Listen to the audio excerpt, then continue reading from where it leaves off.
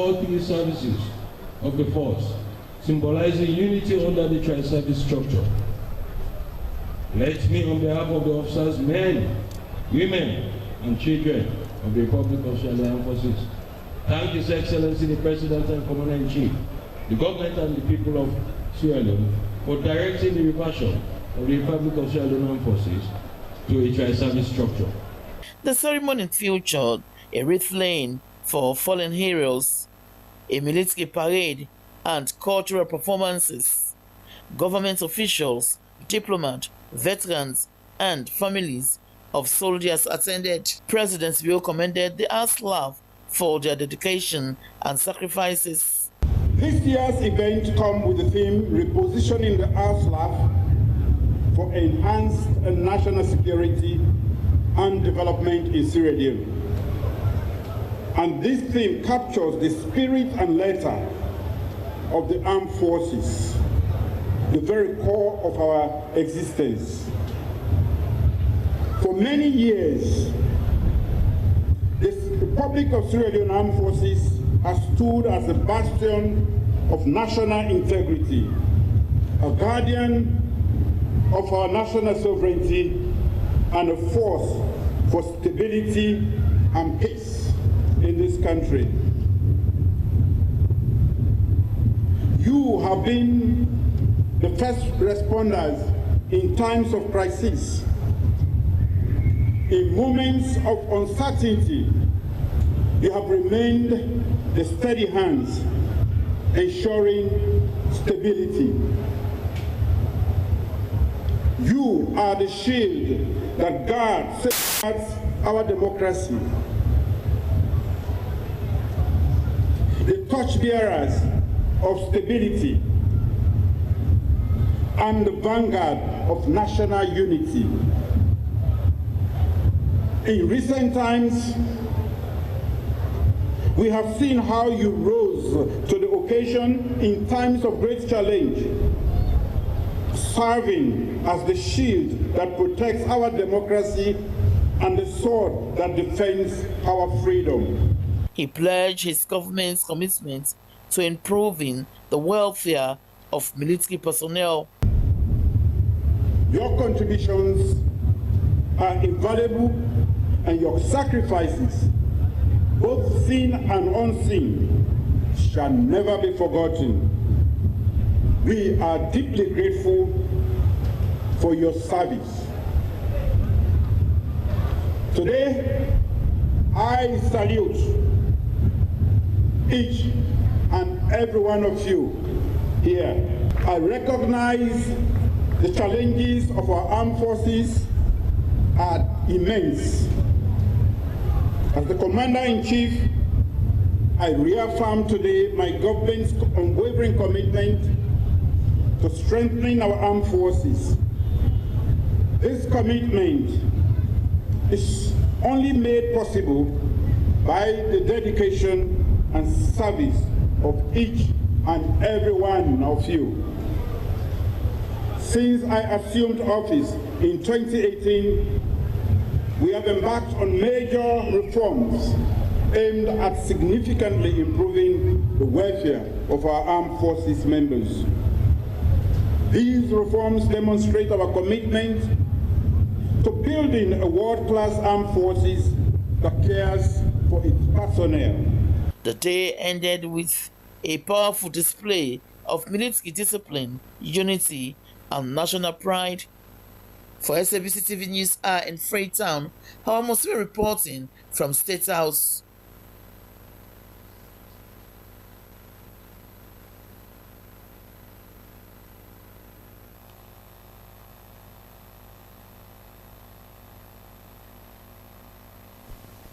Well, the Global Study and Logistics, in partnership with the Indian High Commission in Sierra Leone, has hosted an education fair at the Freetown City Council Hall in Freetown. The 2025 education fair was to provide students a platform to explore scholarship opportunities and interact with university officials from prestigious universities in India. Stella Bangura was there and sent in this report.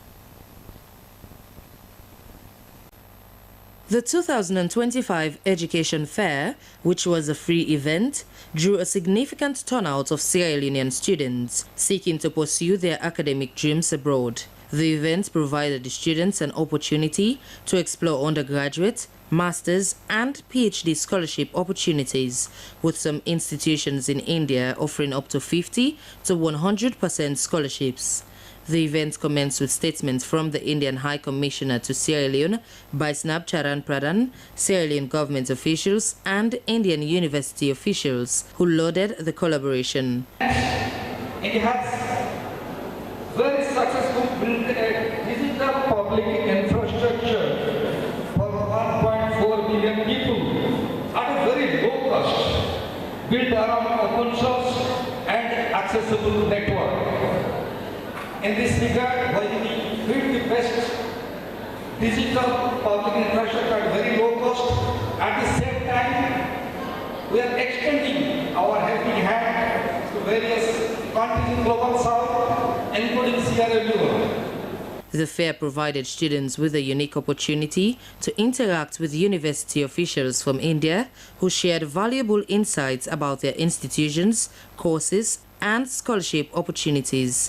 This is an opportunity for us because if you can see India, they are well, let me say, when it comes to technology and all other things, they are well equipped. So if we can learn, or if we can take this opportunity, you learn from the Indians and you learn how they can do these things, it can be better for us. When I came to this exhibition of fair, I've learned that there are accessible means that are affordable, and you can also get quality education abroad. And I've also learned about India's place in the world.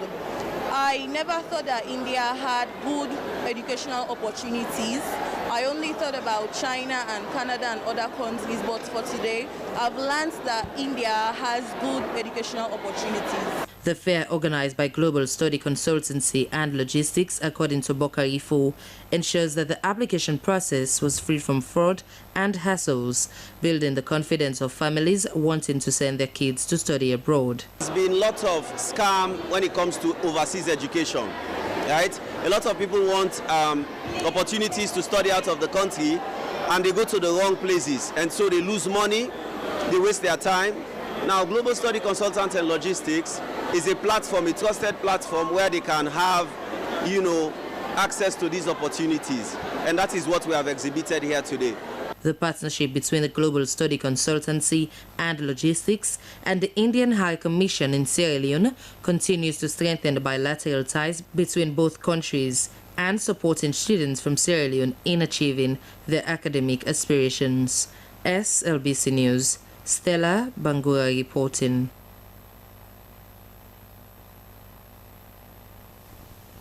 While students of the chemistry department at Freetown College are breathing with a huge sigh of relief after the Ministry of Technical and Higher Education, with support from the European Union, renovated and equipped the department 4 laboratories. The upgraded facilities will be used for physical, organic, industrial, and environmental tests. Esther Nenekama witnessed the event and sent in this report. Pollen test is just a simple test. You put some amount of each of these extracts into a test tube and shake for 5 minutes. If you have a float formed, that means there is saponin present. For years, the chemistry students at Freetown College have been struggling with inadequate laboratory facilities, a situation which has impacted the quality of their education. Practical experiments are crucial in understanding chemical reactions and processes. This has not only affected students' learning experiences, but also placed them at a disadvantaged positions. In response to this, the Ministry of Technical and Higher Education, with funding from the European Union, embarked on rehabilitation and refurbishment of the chemistry 4 laboratories for the department. The facility is now set to enhance learning, improve research capabilities, and prepare students for professional careers in chemistry and related fields. The representative from EU, Olga Rumen, said the handing over of the laboratories is a significant improvement for students, adding the laboratories will help students to achieve the quality education they need to contribute meaningfully to national growth.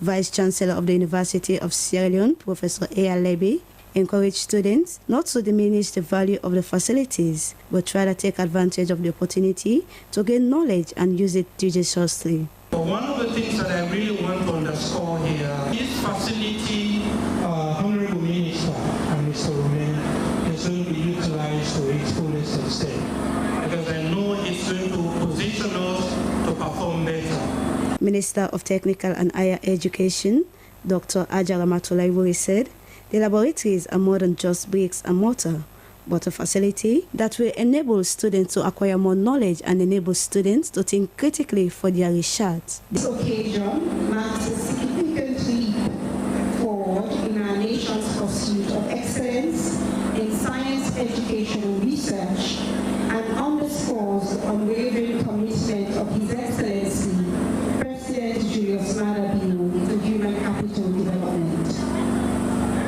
This project, a testament to the fruitful partnership between the government of Sierra Leone and the European Union, as we have heard, is a direct result of the vision and advocacy of my predecessor, Professor Alpha Uli. Chemistry Department's laboratories at Fabre College is a transformative step for science education in Sierra Leone. For Slbc News Hour in Freetown, Esther Nene Kamara reporting. So we've been able to come up with some chemistry practices in which we are creating solid black soap. And to Parliament.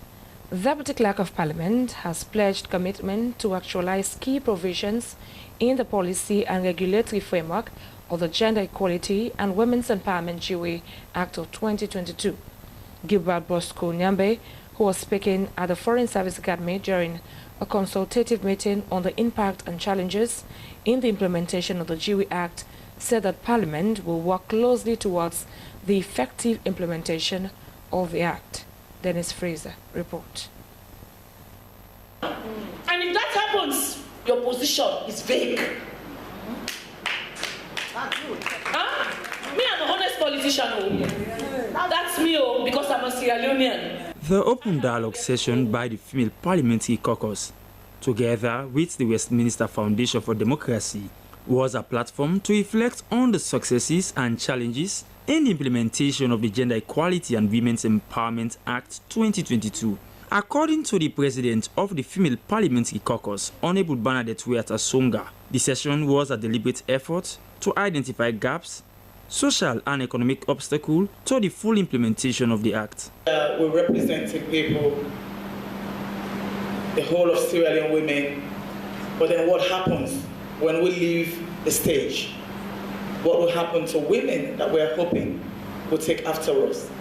If we don't protect them now, if we don't set the pace now, then we'll be failing. This was further reinforced by the chairperson for the Gender Committee in Parliament, Honorable Catherine Zainab Tarawali, who called for political parties' compliance and modification to societal norms. She cited that the legislation alone could not guarantee change, but constant engagement with all critical stakeholders in the implementation process. Addressing the challenges, Gender Advisor to President Bio, Aissata Jabi Kaba, reiterated government's unwavering commitment for the implementation of the law, for which she added will lead to social justice and inclusive development. The progress we have made so far is a testament to what can be achieved when we work together to shared vision and determination.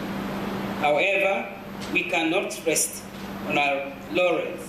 The journey toward gender equality is a marathon, not a sprint, and we must remain vigilant. Deputy Clerk of Parliament, Gilbert Bosco Nabe, pledged Parliament's commitment to practicalize key provisions in the policy and regulatory framework of the Act. The leadership of the Parliament of Sierra Leone is committed to take this process forward.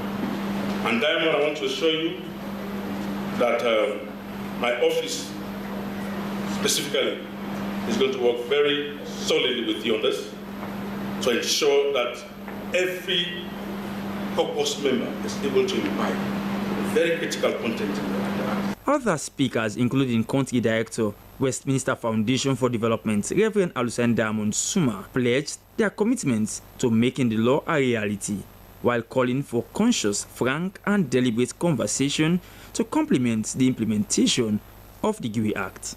SLBC, Dennis Fraser reporting.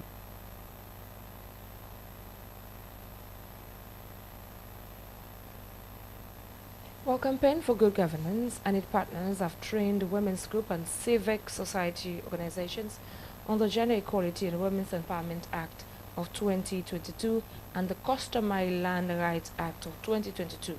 The training seeks to promote gender equality and women's empowerment in the country. Christiana Kama report.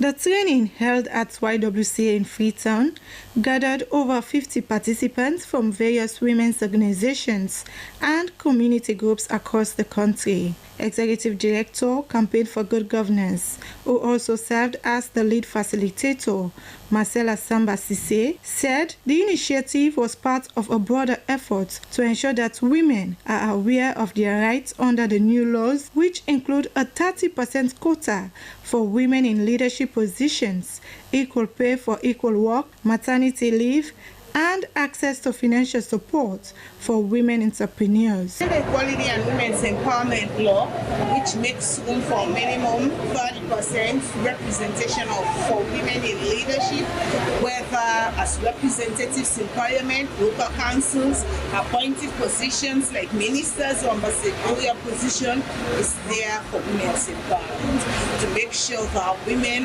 now have a seat at the table. That's law also prescribes for women's access to finance.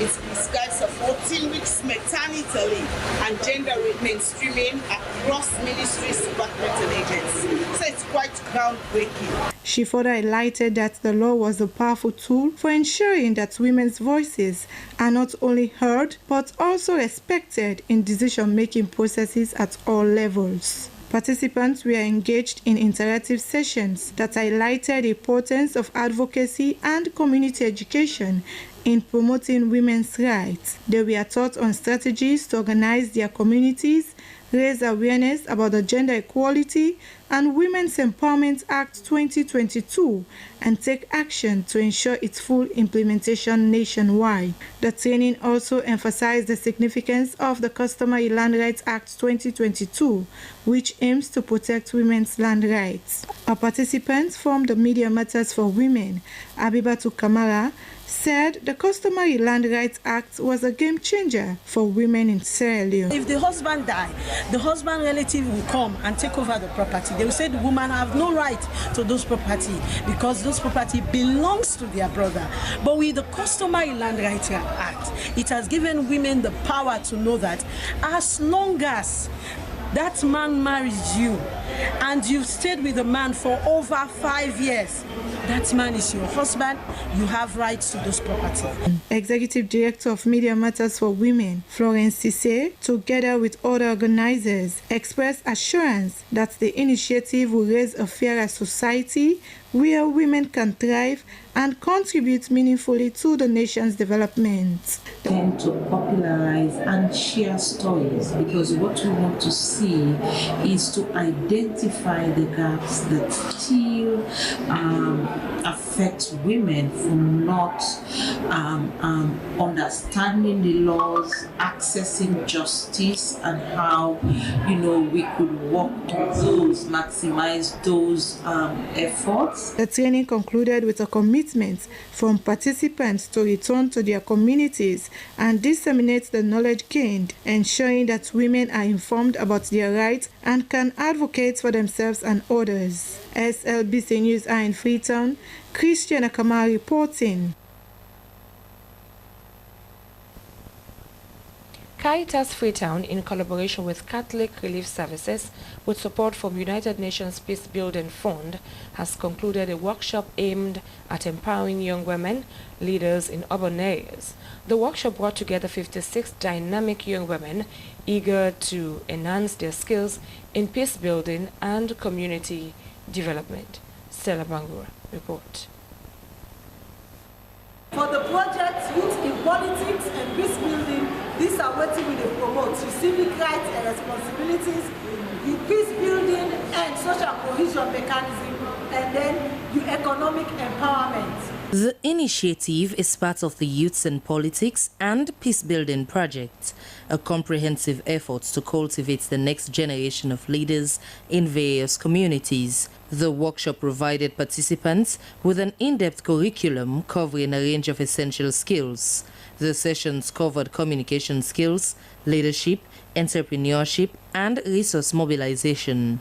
The workshop's interactive sessions and practical approach allowed participants to actively engage with the facilitators and share their experiences. Attendees expressed their excitement to apply their newly acquired skills in their respective communities. During this workshop, I've learned of how to be a leader, the role of a leader, the ability and styles of a leader, what a leader should do and what a leader should not do. So your community can go in a very conducive way, in a very good manner. So I've learned a lot about this leadership during this workshop today. As for today, I'm going home with a new understanding and transformation to my group and my members, because there was many errors in my community and with my group members. But as I'm going home today, I'm going to make a meeting, engage my people, take a new step so that we can not go back to where we were before. The success of the workshop underscored the importance of investing in youth and women's leadership, a critical factor in building resilient and sustainable peace in Sierra Leone. Caritas, together with CRS, are set to provide financial and additional support to all 32 project-supported groups for group registration with the respective district and city councils, enabling them to comply with government statutory obligations and be included in the Ministry of Youth's database. The workshop seeks to strengthen the capacity and effectiveness of young women's groups across 8 communities in the Western Area Urban District, with specific aims of improving their skills in effective communication, leadership, and accountability. SLBC News, Stella Bangura reporting. Well, over to health. The Healthcare Sierra Leone USA has met with local medical practitioners to discuss on chronic diseases and addiction disorder in the country. The aim was to raise awareness on the increase in chronic diseases and substance abuse among young people in particular, and how to address them. Joseph Touré witnessed the event at the Freetown City Council auditorium. Let's hear from him.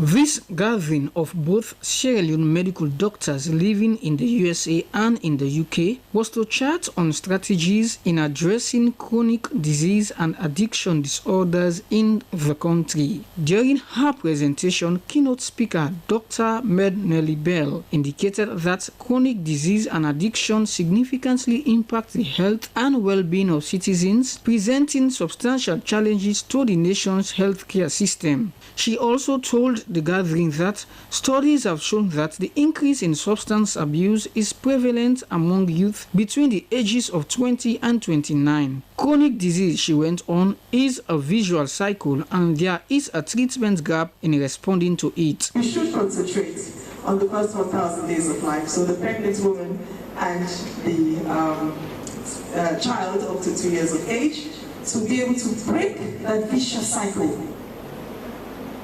And also we need to have a holistic approach to prevention of addiction and chronic diseases. Chairman Healthcare Sierra Leone USA, Dr. Michael Pierce, said the institution will continue to support the prevention of chronic disease in the country. He said they were committed to give back to their motherland through education and providing healthcare services. So we want you to know that our goal is to continue with education, so that we can be able to prevent all these chronic illnesses that are occurring in this country. Because though we are all specialists in our areas, various areas, we do believe that preventive care is a key to good health, not only in Sierra Leone, but in the world at large. During a panel discussion, medical experts said there was a need to focus on malnutrition among children to prevent chronic diseases. They also noted peer pressure has been a cause for substance abuse among young people. An appeal was also made by the practitioners to treat mental health issues with all seriousness. Most importantly, they said, children should be educated on such issues and structures be put in place to treat addiction and mental health issues. Responding to the concerns on chronic diseases and addiction disorders among other health issues, Deputy Minister of Health 1, Dr. Charles Senesi, said government was committed to address the situation. As a government, we are very much concerned, and we are dealt with this when it all started by making sure that the pharmacy will actually analyze the psychoactive substances that were used, especially push. So let's also water the content of it after and we'll put that analysis done. Even before we as a government took it as a really public health emergency which we declared. And we have to put a lot of infrastructure which I will delve into later into the symposium. But as a government, we have taken strong leadership for this particular impact of our country. At the end of the session, one thing that came out strong was that chronic diseases and addiction disorders are not only medical issues, but they have both social and economic impact on Sierra Leone. SLBC, Joseph Toure reporting.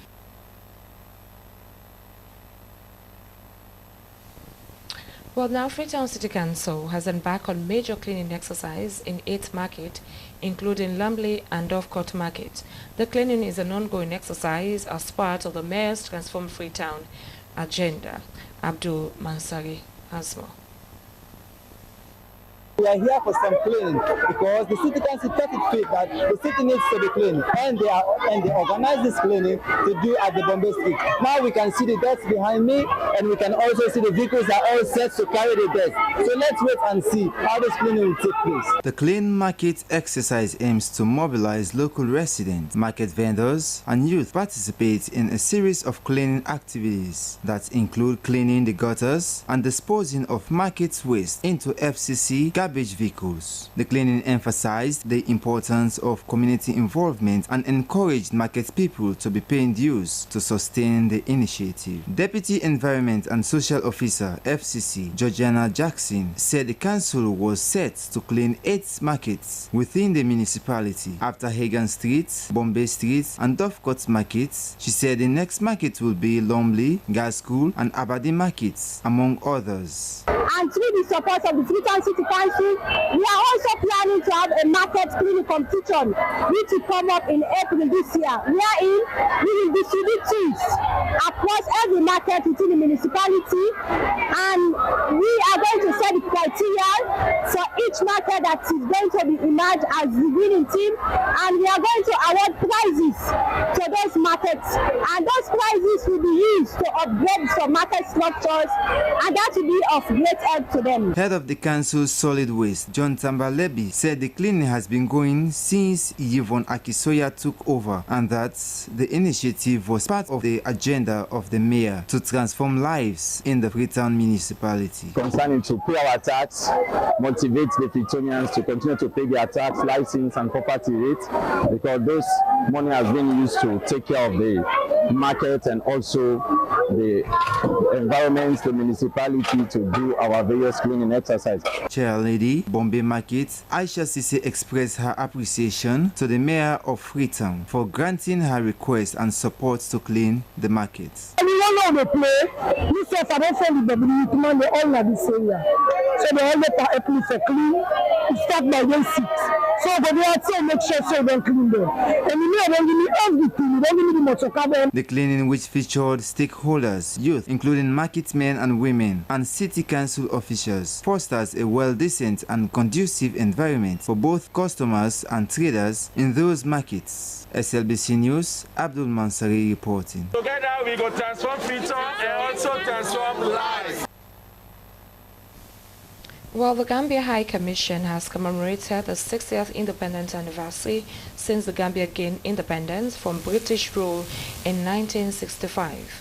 As the country marks its Diamond Jubilee, Gambian High Commissioner to Sierra Leone, Claudiana Ayokol, says she's looking forward to a friendly Sierra Leone and Gambia relationship. Here's a report.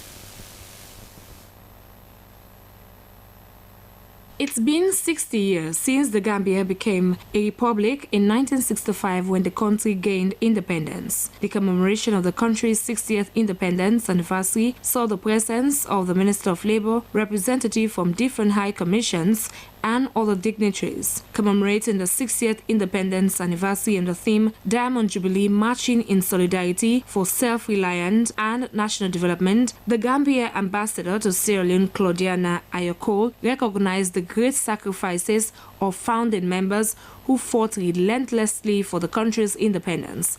The High Commissioner said the Gambia's dream under President Adama Barrow was to be free from donor dependency, strive to build a robust human resource and collective strength of its people. Okay, so it's 60 years already.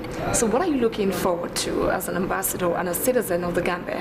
What do you look forward to see as the country progresses? More development, and it's on that footing that my president, His Excellency President Adama Barrow, is standing. He's brought so much development to the Gambia in the last 7 years: infrastructural development, development in education, development in health, development in agriculture, development in trade. Yeah. So as we march forward, we are marching forward as one people to prosperity.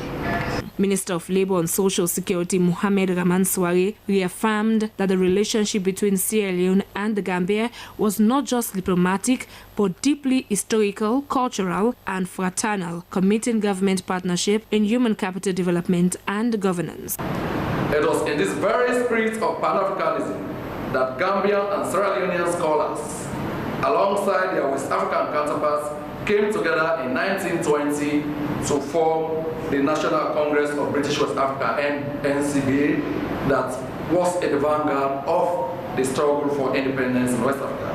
The Gambia has a population of over 2.7 million people, groundnuts being the main cash crop. The country has 75% of workers employed within the agricultural industry. Sierra Leone and the Gambia share several similarities, including their geographical proximity in West Africa, a shared history of British colonization and predominantly Muslim population, and a strong reliance on agriculture in their economies and similarities in food.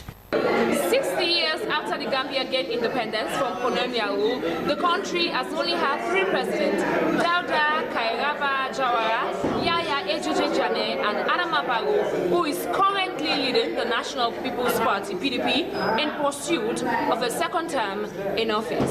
For Slbc News, Cynthia Kamara reporting. Well, away from our national bulletin, we now go over to international news.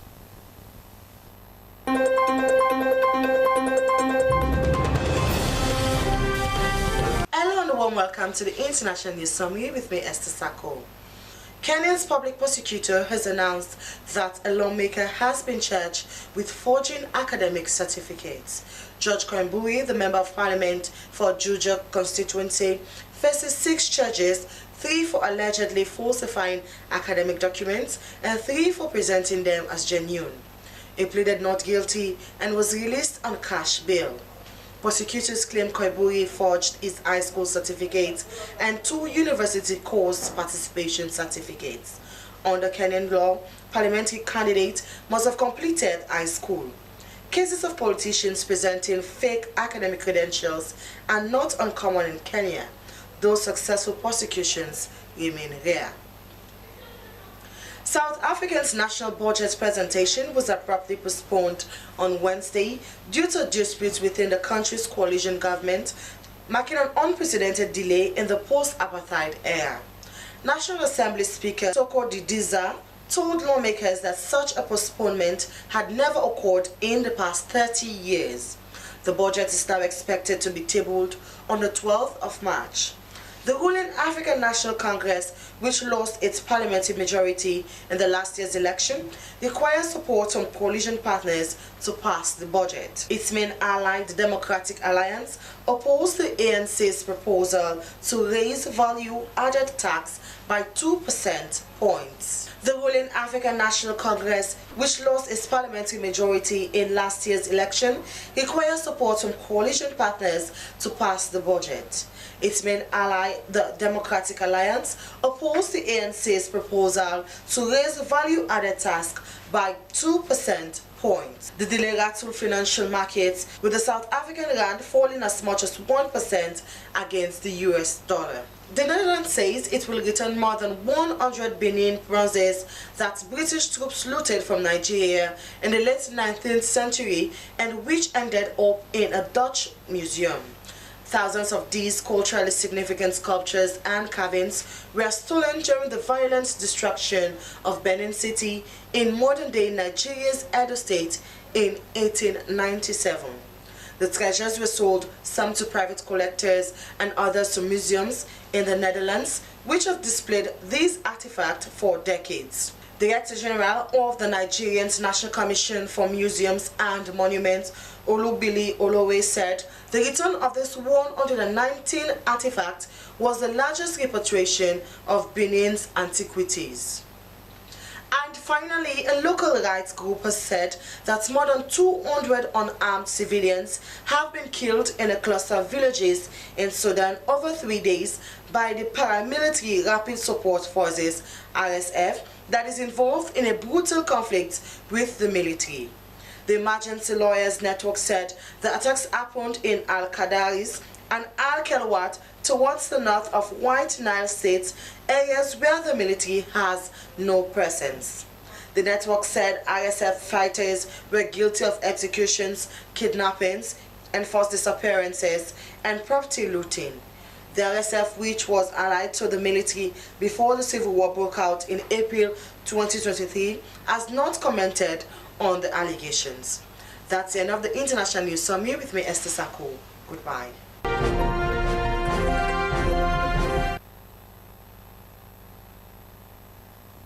Let's now go over to our entertainment desk. Hello and welcome to Entertainment News with me, Christiana Kamara. In this edition, Alonso releases video of song titled Diva. MRC lights up the Hawaii Festival in the United States.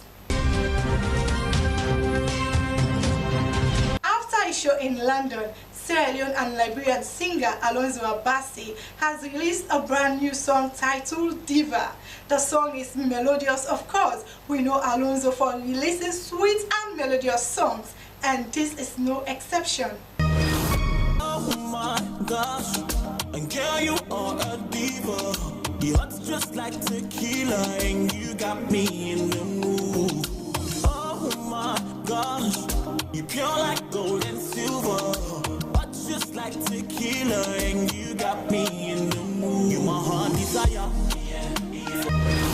Indeed, classic. And now, MRC Bokari, commonly called MRC, lit up the stage during the 2025 Hawaii Festival celebrations in the United States with electrifying performance.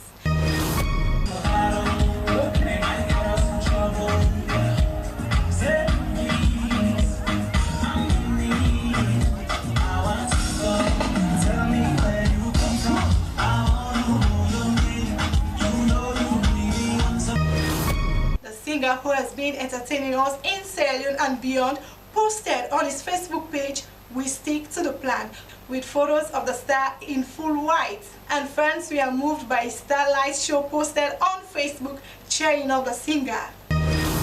It's indeed great and continue representing us internationally. Well, that's all we have in this edition of Entertainment News. Have been your presenter, Christiana Kamara. Goodbye.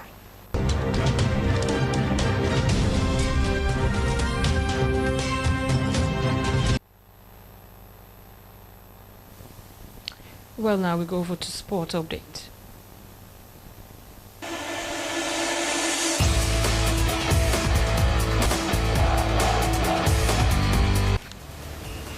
Hello, welcome to Sports Update on the News with me, Mohamed Lamintui. In this edition of the update, Cricket Sierra Leone has officially launched the highly anticipated ICC Level 1 Coach Tutor course, aimed at advancing the development of cricket in the country.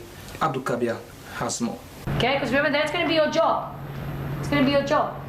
How will you, let's say you're sitting in a scenario where you have a candidate that's rude. The 3-day course, which commences on the 19th and runs until 21st, is taking place at the Bank Complex Hall in Freetown. With 15 dedicated participants, the course provides an invaluable opportunity for local coaches to enhance their skills and knowledge under the guidance of expert facilitators. This initiative is a crucial step towards professional development for coaches, and it is expected to have a direct and positive impact on Sierra Leone's cricketing community. Sylvester Mutsuva, ICC Africa Master Educator, emphasized the importance of the training and highlighting how it will contribute to the positioning of Sierra Leone's cricket development on the international stage. He also noted that the course will equip the coaches with practical tools to further elevate the quality of cricket in the country. It's good to have this course because it gives knowledge, it enhances the growth of the game. So this is the foundation where knowledge is passed from those with experience to those who don't have experience and bring out the best out of cricket. Cricket Sierra Leone's chairman, Francis Tevo Samoa, expressed his enthusiasm for the cause, calling it a significant milestone in the ongoing effort to promote and grow cricket in Sierra Leone. He praised the initiative as a vital step in improving the coaching infrastructure and raising the overall standards of the sport. My impression will be, at the end of this course, 15 candidates will be officially certified by the International Cricket Council as Cricket Level 1 tutors. And what is the meaning of these Cricket Level 1 tutors? They will be in the position to train and certify coaches. Participants shared their excitement about the course, reflecting on the knowledge they've gained and expressing their commitment to passing on their newfound skills to new coaches. Of course, we need to take it very seriously. This is a one-time opportunity. Don't forget, we have been, SLC have been spending money to see that we travel overseas to do this course. So for us to have it here and the way it's been conducted and the number of participants is like, it's great for Sierra Leone cricket, and I think they need to cherish this opportunity and take it like it's a very good thing for Sierra Leone cricket. Sierra Leone, we have very few females that are coaches. I think one or two, not too many.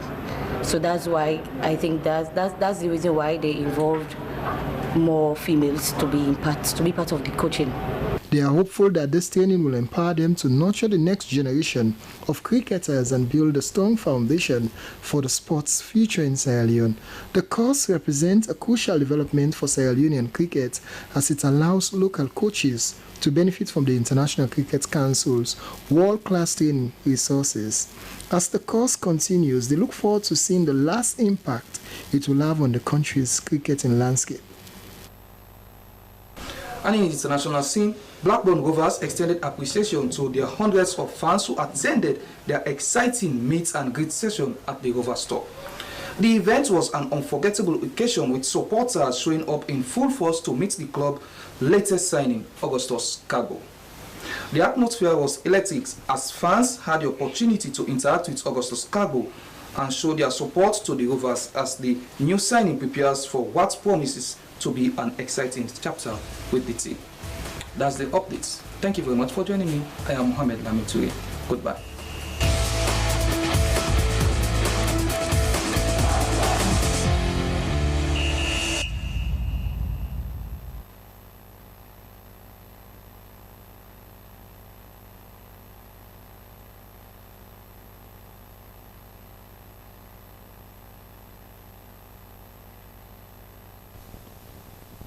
Well, that's it for News Hour for this morning edition. But quickly, let's go through our headlines. The Global Study Consultancy and Logistics, in partnership with the Indian High Commission in Sierra Leone, has hosted an education fair in Freetown, The 2025 Education Fair was to provide Sierra Leonean students a platform to explore scholarship opportunities and interact with academics from other Indian most prestigious universities. The Ministry of Technical and Higher Education, with support from the European Union, has handed over 4 equipped laboratories to the Chemistry Department at Slbc College. And the Freetown City Council has embarked on a major cleaning exercise in 8 markets, including Lumley and Dovecourt markets. Well, that's all we have time for. I have been Cynthia Kamara. Continue to stay tuned to your public broadcaster. Up next is Good Morning Sierra Leone.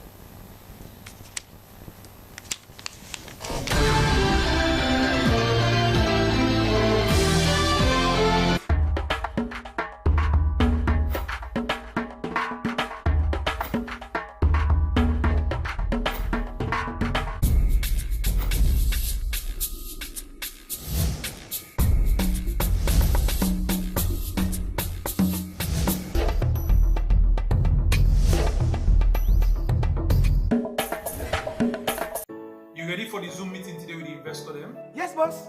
I'm ready for the meeting today. And I don't download all the reports they sent to me on the internet. Make sure so you get super connection, because I don't want one problem during the meeting. Everything is okay. Everything is fine. Counting on you, even though we're not in the same office. I will be with you every step of the way.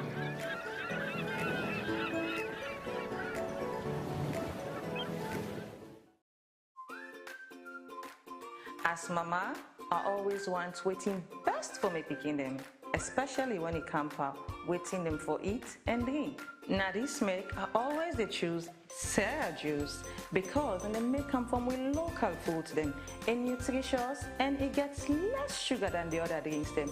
Not to me say so. We lab test show say Sierra juice gets 50% less sugar than the other drinks them na the market. Because we mama they know waiting best for we picking them, now you make we always they choose Sierra juice. Sierra juice, a nutritious, a healthy, and a sweet. Sierra juice, not the taste of Salone.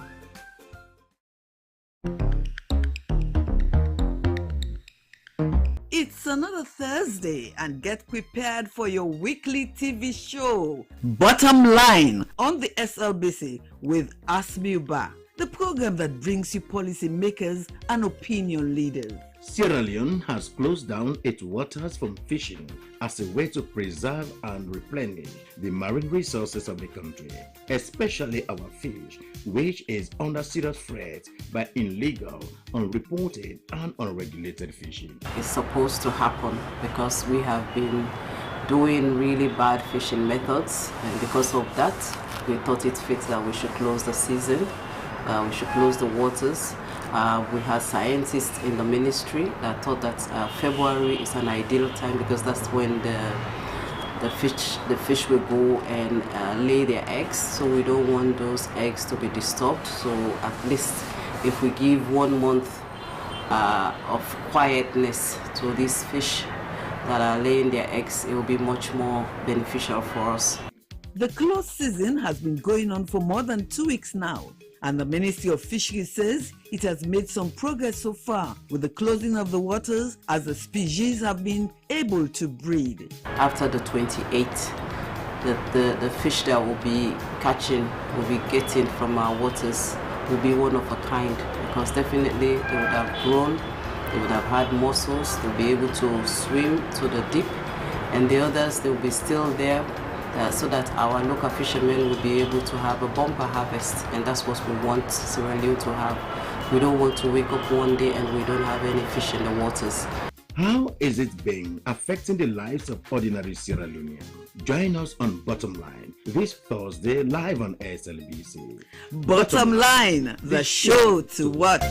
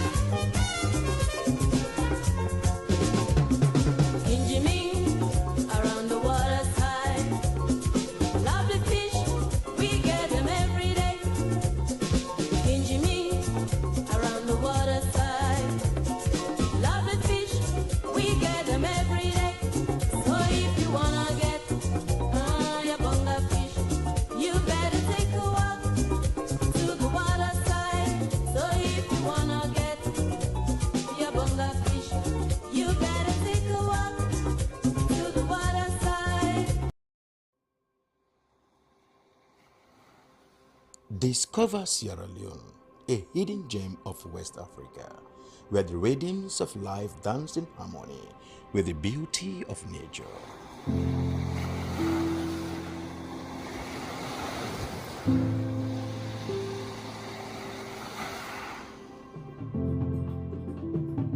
Feel the heartbeat of our culture in every beat of the drum,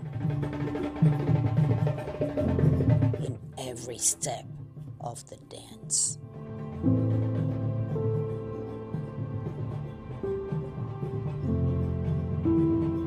Experience the tranquility of our shores, where each sunrise brings new stories and endless possibilities.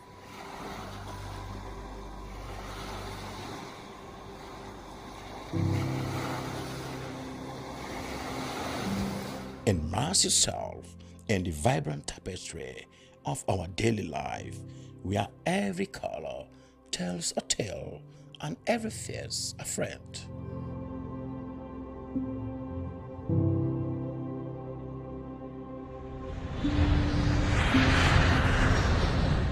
Come, be enchanted by the sights and sounds of Sierra Leone.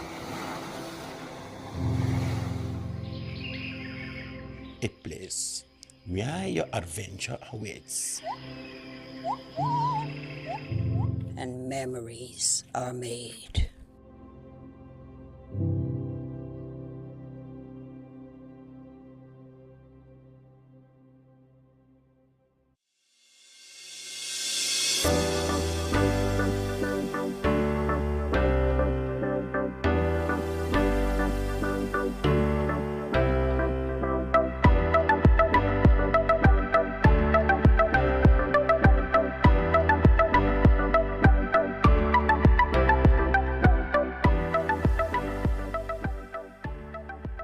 We are the national broadcaster, and I am Sulaiman Baba Toure, a reporter and presenter at the SLBC. Your voice, my voice. From the commercial department, I am Regina Bangra. You are watching SLBC. Your voice, my voice. I am Jonathan Turner, a reporter for Sierra Leone Broadcasting Corporation, SLBC. As a reporter, I do stories on education, health, politics, and more. Stay glued with SLBC to watch my stories. Your voice, my voice. Lucian Ganda, producer Weyus, and producer and presenter Christian Editions on TV. This is the SLBC. I am William Wise, presenter Weyus and also reporter at the SLBC, and this is the SLBC.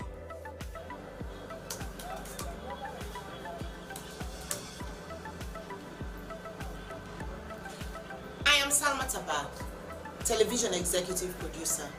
I produce programs on both radio and television. I'm a news anchor, a presenter, an announcer on radio. I enjoy what I do because I serve a public service broadcaster. It's a pleasure to work with the SLBC. I am Tilly Koma, Head of News and Current Affairs Unit, Sierra Leone Broadcasting Corporation. Our news hour now covers several segments. We have entertainment, business, weather, sports, ferry schedule, and human interest stories, not forgetting politics. We are doing all that to keep you people posted on what's happening all over the country. Thanks for being with us at SLBC. Keep blue. We are the best.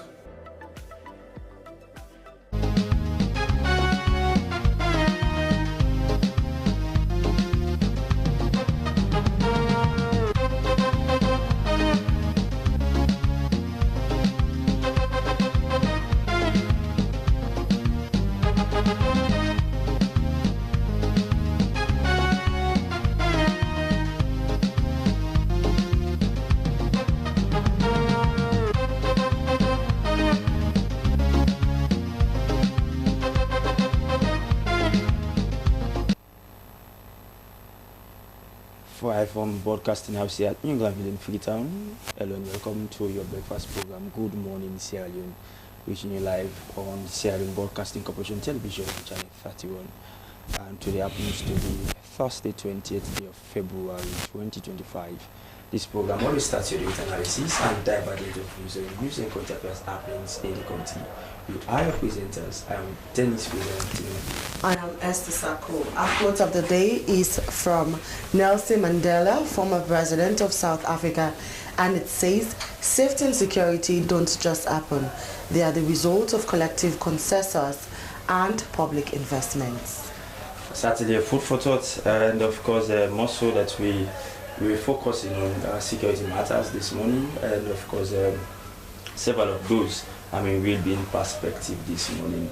And of course, you should know is that the safety of any state is paramount, and as well, in as much as we lean on our security personnel, Esther, but of course, as citizens, we ought to be responsible citizens, law-abiding, and of course, to ensure the safety of our nations as well. Sure. And so, coming up in the program this morning, commercial motorbikes is of face within the central business district or the CBD after weeks of police ban. We shall be finding out why. Honorable Justice Augustine K. Musa commences High Court criminal sessions in Kano District with 38 cases. And Freetown Polytechnic College on strong revenue mobilization drive for effective learning outcomes. Well, these stories and more will be dealt with in the next hour of the program. We encourage you to be part of it by sending in your comments, suggestions, or even questions to the issues being discussed in the program this morning. You can do so by sending them to the number displayed on the screen, or you can it's 030 073 719. The number again is 030 073 719. You can catch up with us live on our Facebook page at SLBC TV Live. The program is Good Morning Sierra Leone. Stay with us.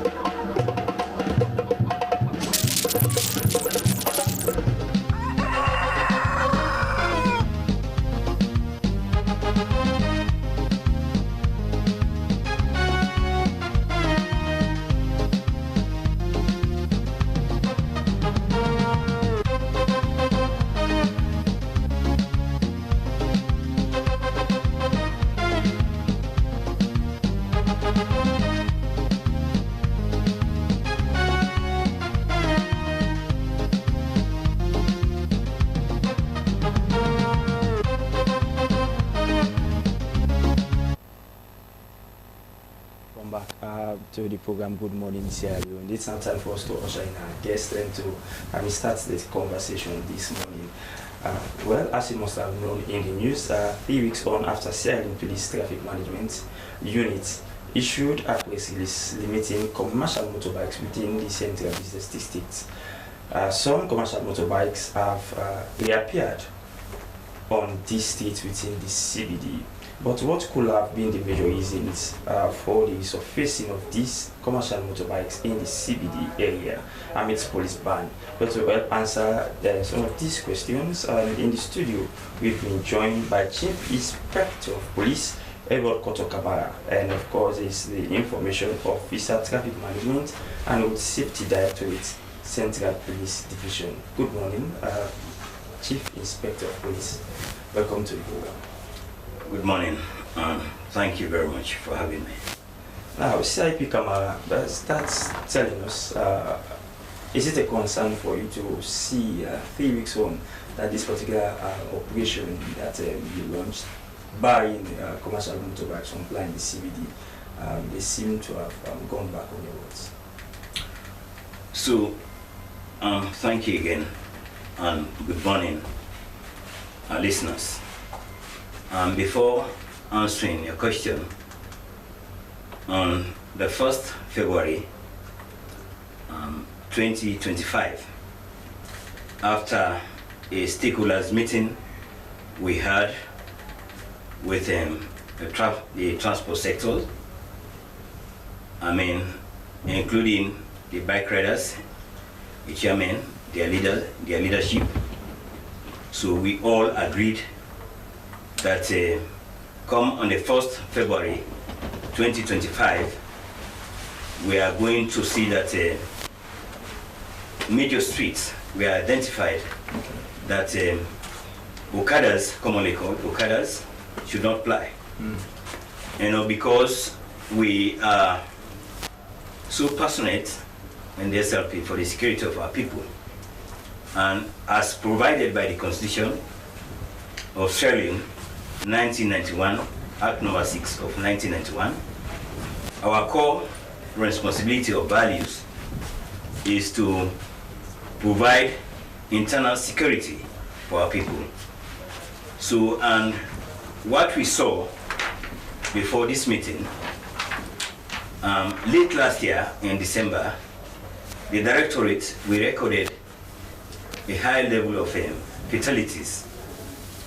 So when we came back after the festive season, so we look at it that something should be done. And we called stakeholders that we are going to restrict, especially Okadas, in coming to the Central Business District.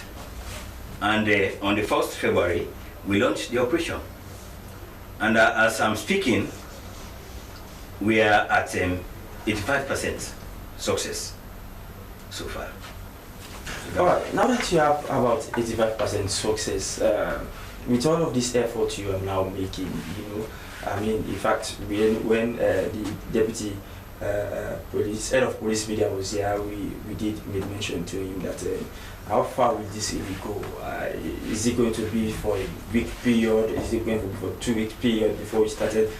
Seeing this motorbike riders plying again across the Central Business District, he really affirmed that, of course, it will not be business as usual. But to, say the least, we've started seeing a surfacing of these motorbike riders. How have you been, putting things in place to really see how best this operation will run smoothly? Okay, let me just make a correction here. Okadas, you'll bear me witness that since the 1st of February, we got a tremendous compliance, from them. So they have not been coming right at the Central Business District, because what we did, as I mentioned earlier, we called stakeholders, and we cascaded our stance to them that this time round is not going to be business as usual. So we talked to them, and they too took those messages to their membership. So in fact, on the first day, down to the first week, and we are now on the 3rd week of this operation. Certainly. We have got a lot of cooperation from them. Okay, so Chief Inspector, when we have been monitoring the compliance level in the CBD so far, and at times we see some of these bikes moving. So how do you know that this bike is actually private and this one is running transport? Because many times you see some of these vehicles these bikes saying they are private vehicles, but you see them having passengers and the back moving them in the CBD.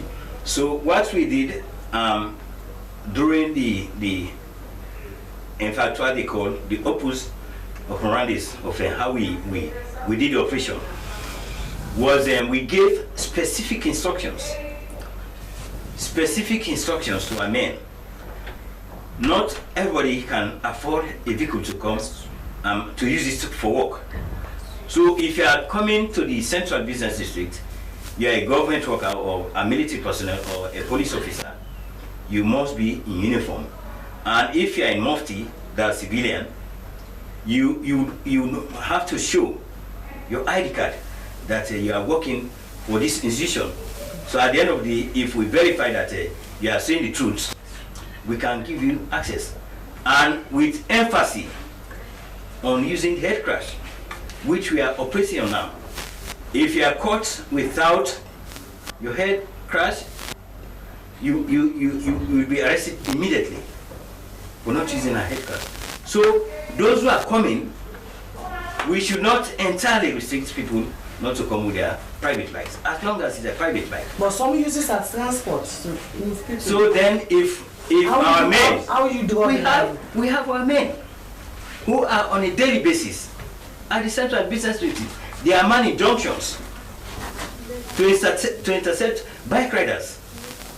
And if you are caught with a pillow and that you are impersonating, maybe you are impersonating, you are coming for a walk, but at the end of the day, we found out that you are not a government worker or whatever, you are using your bike as a transport, we will apprehend you. Okay, you are saying you had 85% progress so far. What is actually responsible for this 85% success so far?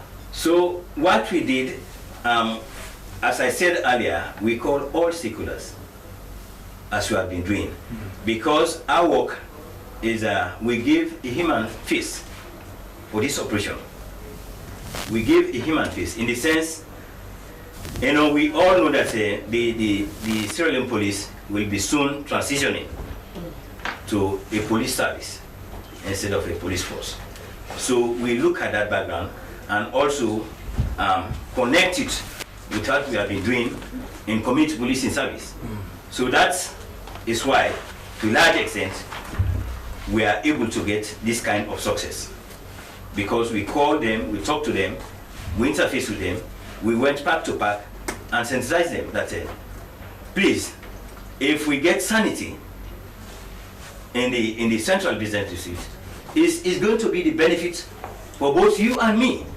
Because if you look at what has been happening with the incidents that we have recorded on motorbike riders, commercial bike riders, is very alarming. So if we are able to put them under control, it can be the business or the benefit for everybody as Sierra Leonean. Okay, so you also made mention that when these bike riders were applying on the CBD, you registered a high rate of fatalities. So since the 1st of February, did this ban in any way influence you not having fatalities in the central business district? Of course, yes. Of course, yes. As we speak now, as I'm speaking now, every morning, not a lesser person than the Commissioner of Police, and he is as well the head of Traffic Directorate, Commissioner of Police, Mr. Abdul Moje. He's at every time in the morning hours and in evening hours at the coaching tree, making sure that, and not only Commissioner is there, we have 3 details every now and then who are detailed at the coaching tree, specifically at the coaching tree, to see that compliance of these guys not coming into the center is being observed.